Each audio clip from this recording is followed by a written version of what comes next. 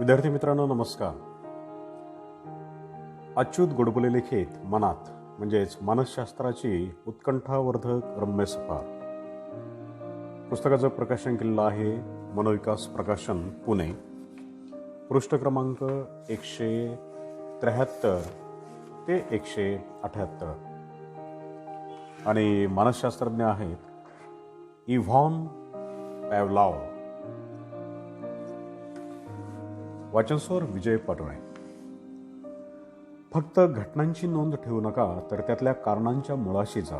Don't become a mere recorder of facts but try to penetrate the mystery of their origin, असं Ivan पॅव्लॉव म्हणत असे.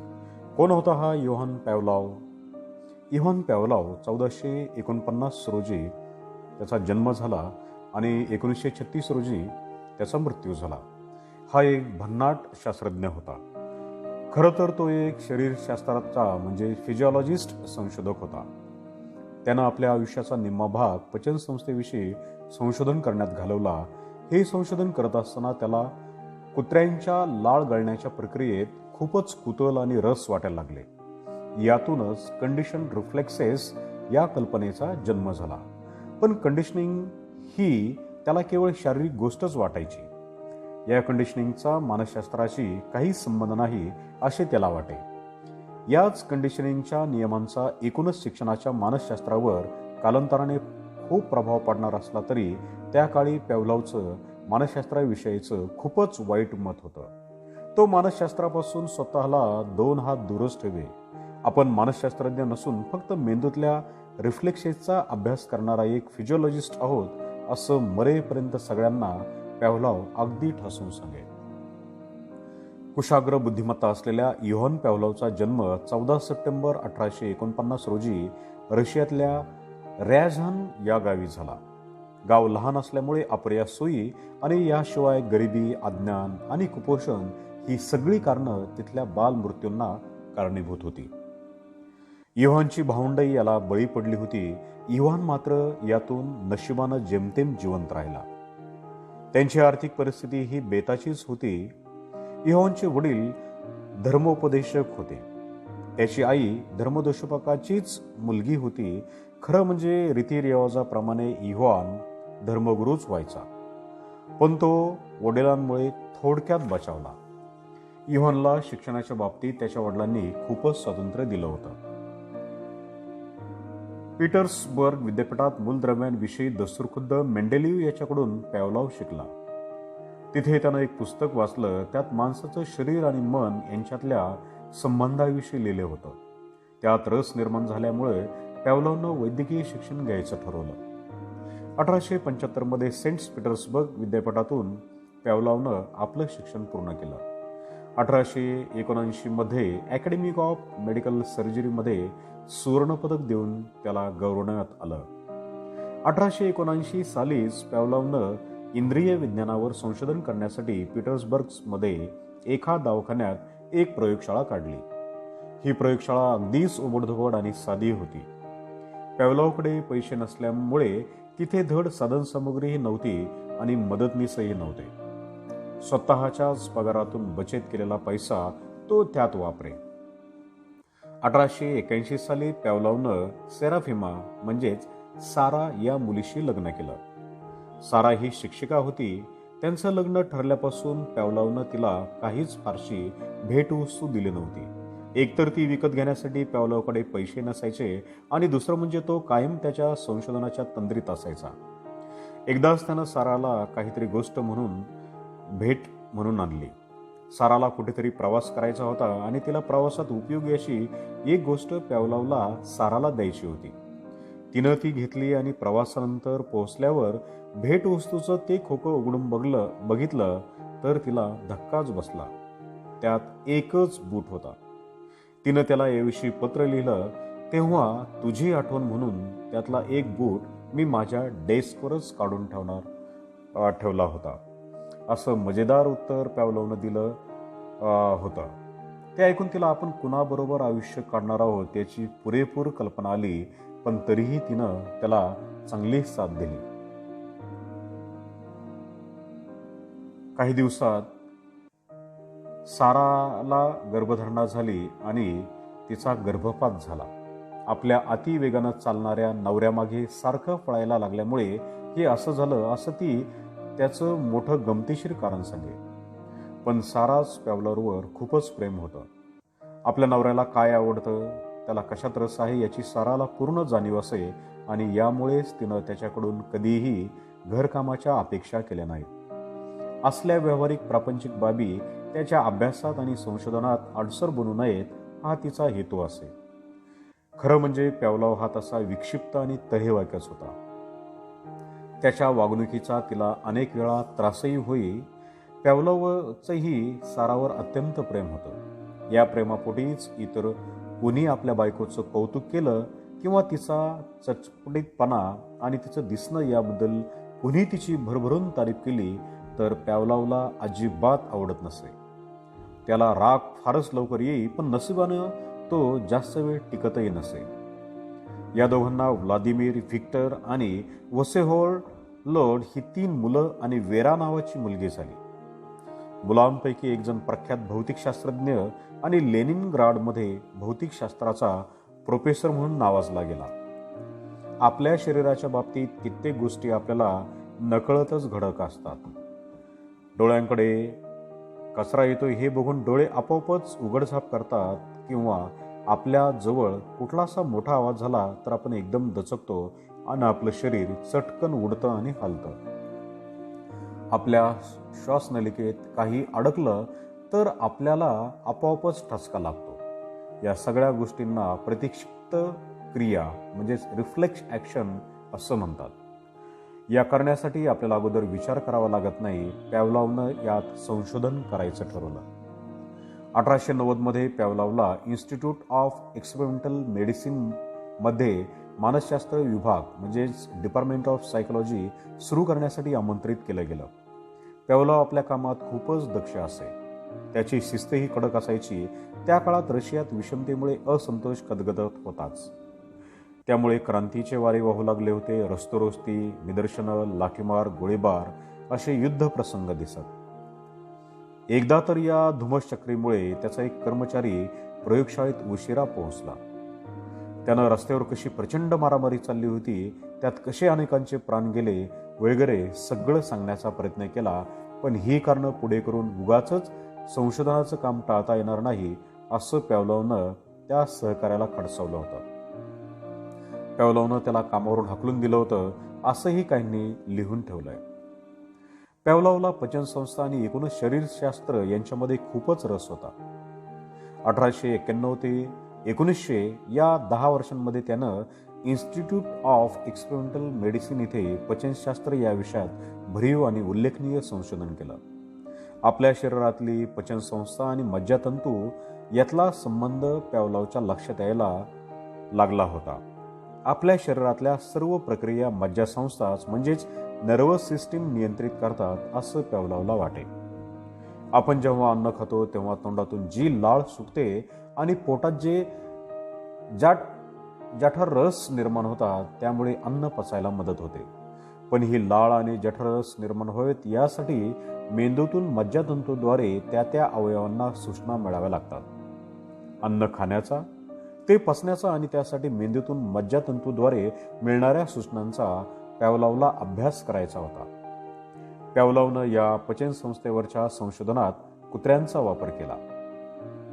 त्यानं एका कुत्र्याच्या पोटात काय प्रक्रिया चाललेल्या आहेत हे समजून घेण्यासाठी कुत्र्याच्या पोटाला भोक पाडून जठरातलं सगळं बघता येईल अशी व्यवस्था केली.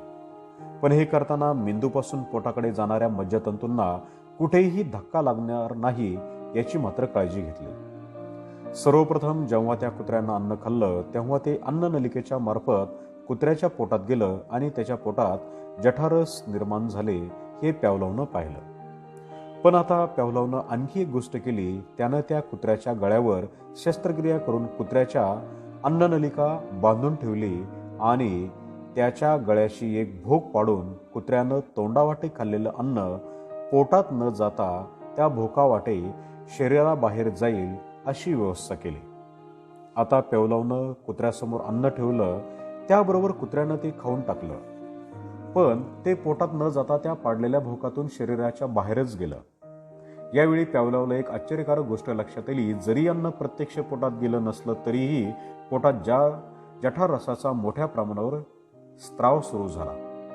यामुळे पोटातल्या या स्त्रावाचा अन्न प्रत्यक्ष पोटात जाण्याशी संबंध नसून तो शरीरातल्या मज्जासंस्थेतून पोटाला मिळणाऱ्या संदेशाशी आहे आणि कुत्र्यानं समोर अन्न बघितल्यामुळे त्या दृश्याचे संदेश कुत्र्याच्या मेंदूपर्यंत गेले असले पाहिजे आणि त्यामुळेच मेंदूनं मज्जातंतूच्या द्वारे पोटात जठररस तयार करण्याच्या सूचना दिल्या असाव्यात असंही पॅवलॉवनं ताडलं. थोडक्यात अन्न बघितल्यावरच त्याचं पचन होण्यासाठी मेंदूकडून जठराला ज्या सूचना मिळतात त्यामुळे तो जठररस तयार होत असतो. प्रत्यक्षांना जठरात गेल्यामुळे नाही असा त्यानं निष्कर्ष काढला. हे प्रयोग करण्यासाठी पॅवलॉवला खूपच धीर धरावा लागला. त्याचे पहिले 30 प्रयोग अयशस्वी ठरले. पण पॅवलॉवचा उत्साह कमी झाला नाही. तो काही हार मानायला तयार होईना. त्यानं चिकाटणीय प्रयोग तसेच चालू ठेवले. शेवटी त्याला यश मिळालं तेव्हा मात्र त्याच्या आनंदाला सीमाच राहिली नव्हती. यासंबंधी कुत्र्यांवर प्रयोग करताना पॅवलॉवला एक गमतीशीरच गोष्ट आढळली. लाळ गाळण्याच्या प्रक्रियेत सुद्धा प्रत्यक्ष पचनापेक्षा मानसिकताच डोकावत होती. म्हणजे इथेही प्रत्यक्ष अन्न तोंडात जाण्यामुळे नव्हेच तर अन्नाच्या फक्त विचारांनी सुद्धा मेंदूकडे संदेश गेल्यामुळे लाळ गळायला सुरुवात होत होती. पॅवलॉवनं मग यातच खोलवर जाऊन प्रयोग करायचं ठरवलं. कुत्र्यांवर बाह्य आवाजाचा किंवा गोष्टींचा परिणाम होऊ नये म्हणून पॅवलॉवनं हे प्रयोग चक्क साऊंड प्रूफ इमारतीत केले. आता पॅवलॉवनं कुत्र्याच्या जबड्यावर शस्त्रक्रिया करून तोंडातली लाळ पोटात जाण्याऐवजी एका छिद्राद्वारे एका पिशवीत गोळा करण्याची व्यवस्था केली. इथे तर आता त्याला वेगवेगळ्या परिस्थितीत किती लाळ जमा होते आणि तिचे रासायनिक घटक कुठले आहेत याविषयी प्रयोग आणि मोजमाप करणं शक्य होणार होतं. आता पॅवलॉवनं कुत्र्यांना अन्न देण्या अगोदर फक्त काही काळ वेगवेगळ्या चेतना दिल्या. उदाहरणार्थ घंटा वाजवायची आणि लगेच अन्न द्यायचं. असं बराच वेळ केल्यावर कुत्र्याच्या मेंदूत त्या घंटेचा आवाज आणि अन्न यांचे संबंध पक्के झाले होते. यामुळे कालांतराने फक्त घंटा वाजवली आणि त्यानंतर फक्त प्रत्यक्ष अन्न आणलंच नाही तरी कुत्र्याला अन्नाची आठवण आल्यामुळे तोंडाला लाळ सुटत होती आणि ती त्या भांड्यात जमा होत होती. मग पॅवलॉवनं त्याची मोजमापं केली. या घंटेची जशी चेतना होती तशाच अनेक वेगवेगळ्या चेतना देऊन दरवेळी त्यानंतर अन्न कुत्र्याच्या पुढे ठेवून त्यानं या चेतनांच्या कुत्र्याच्या लाळेवर परिणाम बघितला. त्यानं या कुत्र्याला दिलेल्या चेतनाही गमतीशीरच होत्या. कुठल्याशा वाद्याचे किंवा फटाक्याचे आवाज काढून लगेच अन्न खायला देणं किंवा त्यांना काळ्या रंगाचे पॅटीस दाखवणं, गरमीत ठेवणं, त्यांच्या शरीराला वेगवेगळ्या ठिकाणी स्पर्श करणं आणि दिवे लागणं वगैरे गोष्टी अन्न देण्यापूर्वी करणं असे अनेक प्रकार त्याने केले. या सगळ्या प्रयोगात पॅवलॉवला तीच गोष्ट दिसून आली. कुत्र्यांना वर सांगितल्याप्रमाणे चेतनेमुळे कंडिशन करून नंतर प्रत्यक्ष अन्न न देता फक्त चेतनाच दिली तरीही कुत्र्यांना लाळ सुटत होती. यामुळे पॅवलॉवला 2 तऱ्हेचे रिफ्लेक्सेस असतात हे लक्षात आलं. एक म्हणजे अनकंडिशन रिफ्लेक्स. उदाहरणार्थ प्रत्यक्ष अन्न खायला लागल्यावर जेव्हा तोंडात लाळ सुटते तेव्हा हा अनकंडिशन रिफ्लेक्स काम करत असतो. आणि दुसरा प्रकार म्हणजे कंडिशन रिफ्लेक्स. जेव्हा आपल्याला अन्न मिळणार आहे असं फक्त वाटल्यामुळे कुत्र्याच्या तोंडाला लाळ सुटत होती तेव्हा हा कंडिशन रिफ्लेक्सच काम करत असतो. कुत्र्याला अन्न देताना घंटानाद करणं असं आपण बऱ्याच वेळा केलं तर केवळ सराव आणि सवय यातून आपण नवे वागणुकीचे प्रकार शिकतो हे पॅवलॉवनं दाखवून दिलं. यालाच मग कंडिशन लर्निंग म्हणायला लागले. लोक मग पॅवलॉवच्या या प्रयोगावर अनेक विनोद करायला लागले.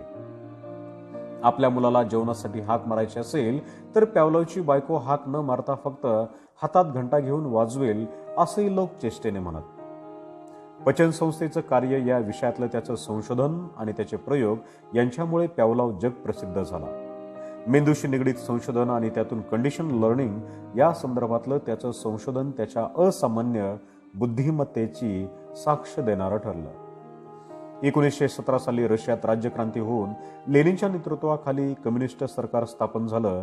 यानंतर रशियातल्या राजकीय परिस्थितीवर आपलं मत पॅवलाव अतिशय स्पष्टपणे आणि बेधडकपणे मांडू लागला. रशियातल्या क्रांतीमुळे सर्वसामान्य जनता भरडली जाते असं त्याचं मत होतं. रशियातल्या राजकीय सामाजिक वातावरणाला तो कंटाळून गेला होता. आपल्याला वाटणारी मतं तो सार्वजनिक भाषणातही मांडत असे.